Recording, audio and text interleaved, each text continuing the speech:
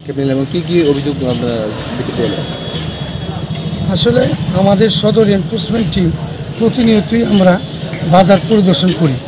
ইলেকশনের মুহূর্তে বেশ কিছুদিন বদ্ধ ছিল, কারণ আমরা সবাই ইলেকশনের কাজে খুব গুরুতরভাবে আমরা এঙ্গেজ ছিলাম।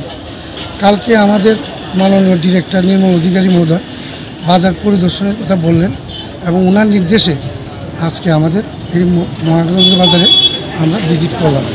আমরা অনেকগুলি দোকানই ভিজিট করলাম, করে দেখলাম সেখানে মূলত আলু এবং পেঁয়াজের মূল্য আমার মনে হয় প্রতি কেজিতে 5 টাকা একটু বেশি।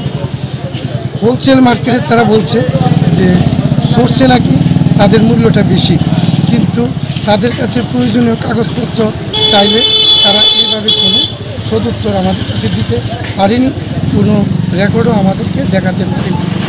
আবার ফার্স্ট পার্টি থেকে সেকেন্ড পার্টি যে মালটা কিনে তারা যে কেনার পর যে তাদেরকে একটা মেমো দেওয়া হয়, দীর্ঘদিন তারা বলা সত্ত্বেও তারা এই মেমোটা দেয় না।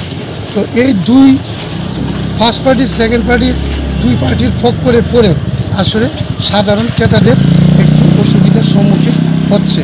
আমার মনে হয় ফার্স্ট পার্টি জনে মালগুলি কিনে তখন যদি তাদেরকে মেমোটা দিয়ে দিত তাহলে বাজারটা আরেকটু মূল্য নিয়ন্ত্রিত থাকতো। এই ব্যাপারে আমাদের মাননীয় খাদ্য অধিকর্তা এবং সদর মহকুমা শাসক অনেকবার আমরা কেন্দ্রীয় স্তরে তাদের সাথে মিটিং করেছি, আমরা বলেছি, কিন্তু আসলে প্রথম যখন করি তখন তারা দেয়, পরবর্তীকালে তারা অফ করে দেয়। তো এইগুলি সঠিকভাবে এটা চালু করতে গেলে এটা আমাদের হেডকোয়ার্টার থেকে কঠোর পদক্ষেপ নিতে হবে, আইনি আরও শক্ত করে নিতে হবে।